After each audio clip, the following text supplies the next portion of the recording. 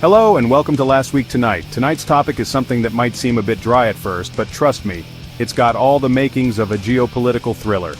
China's global land grab. That's right, China's been on a bit of a shopping spree, and instead of souvenirs, they're coming home with something far more valuable: land. And not just any land, but prime agricultural and strategic parcels that could have significant implications for the future. And not just a little patch here and there, we're talking millions of acres across dozens of countries. This isn't a new phenomenon, but the scale and speed at which it's happening is truly staggering. Now you might be thinking, so what? Countries buy land all the time, right? And you wouldn't be wrong. But there's something different about China's approach. It's big, it's strategic, and it's raising eyebrows from Washington to Wellington. The sheer scale of these acquisitions is enough to make anyone sit up and take notice. It's not just about the land itself, but what that land represents in terms of power and influence. It's big, it's strategic, and it's raising eyebrows from Washington to Wellington. We're talking about a scale of land acquisition that's unprecedented in modern history, and it's happening right under our noses. This isn't just about China securing a nice little retirement property with a sea view. This isn't just about China securing a nice little retirement property with a sea view. This is about food security, natural resources, geopolitical influence, and maybe even a little bit of good old-fashioned espionage. This is about food security, natural resources, geopolitical influence, and maybe even a little bit of good old-fashioned espionage. The stakes are incredibly high, and the consequences could be far-reaching. So buckle up, because tonight we're diving headfirst into the world of Chinese land acquisitions to find out why China's buying, who they're buying from, and what it means for the future of global power. It's a complex and fascinating topic that touches on so many aspects of our world today.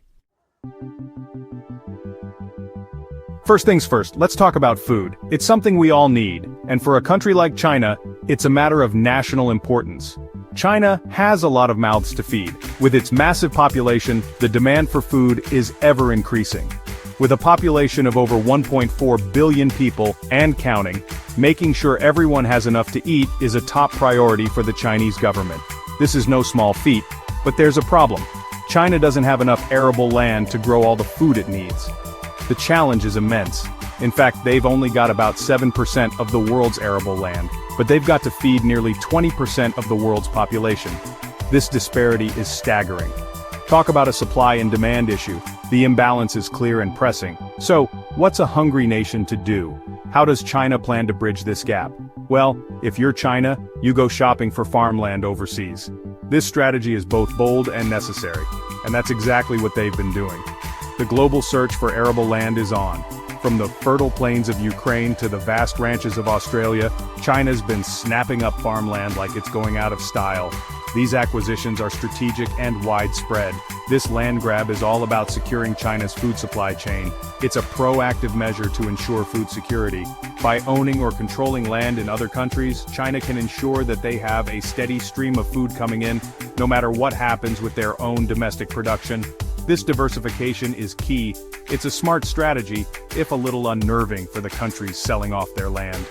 The implications of this global land acquisition are profound and far-reaching. But it's not just about food. China's land purchases are also driven by cold, hard cash. As China's economy has boomed, they've found themselves with a lot of money to invest. And what's a better investment than land? They say they don't make it anymore, but someone forgot to tell China that. From sprawling cattle ranches in Australia to prime real estate in New York City, Chinese investors are scooping up assets left and right. It's all about diversifying their portfolio and finding profitable ventures for their mountains of cash. And let's not forget about natural resources. China's a manufacturing powerhouse, and they need a constant supply of raw materials to keep the factories humming. Whether it's oil, gas, minerals, or timber, China's land acquisitions often come with the added bonus of securing access to these valuable resources. It's a win-win for China, but it's raising concerns about resource depletion and environmental degradation in the countries they're buying from. Now let's talk geopolitics, because China's land acquisitions aren't just about filling their rice bowls or lining their pockets. They're also part of a much bigger, more ambitious plan: China's Belt and Road Initiative. This massive infrastructure project aims to connect China to the rest of the world through a network of roads, railways, ports, and pipelines. Think of it as a modern-day Silk Road, But instead of silk, it's Chinese goods and influence flowing to every corner of the globe.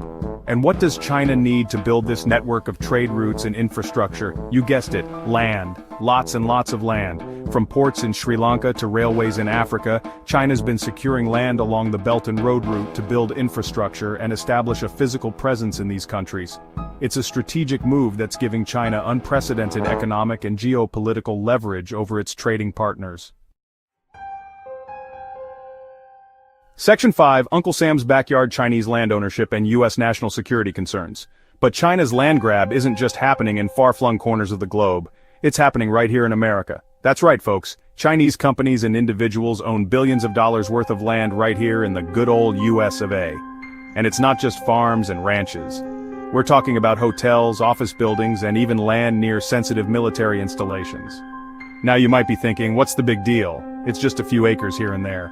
But some folks are starting to get a little nervous, and for good reason. See, when it comes to China, there's always this nagging question in the back of everyone's minds. Is it just business, or is there something more going on? The US government is particularly concerned about Chinese land ownership near military bases. They worry that these properties could be used for espionage, giving China a front-row seat to spy on US military activities. And let's be honest, with China's track record on intellectual property theft and cyber espionage, it's not exactly an unreasonable fear. Section 6, Fort Liberty, a case study in vulnerability. Take Fort Liberty, for example. It's the largest military base in the US by population and a crucial hub for global airlift operations. It's also located right in the middle of North Carolina, a state that's seen a dramatic increase in Chinese land ownership in recent years. Coincidence? Maybe. But when you consider that some of this land is located within a stone's throw of the base, it's hard not to wonder if China's playing a little game of real-life risk. I mean, if you were trying to spy on a major military power, wouldn't you want to set up shop as close as possible to their most important base? Just saying. Section 7, Curbing the Dragon's Appetite Legislative Measures, and the Debate on Foreign Land Ownership. So, what's being done about all this? Well, the US government is starting to take notice. The issue has been simmering for a while, but now it's reaching a boiling point. They're increasing scrutiny of foreign land purchases, particularly from China. This isn't just about economics, it's about safeguarding national interests.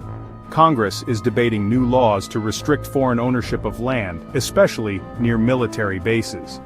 These discussions are intense and multifaceted, involving various stakeholders.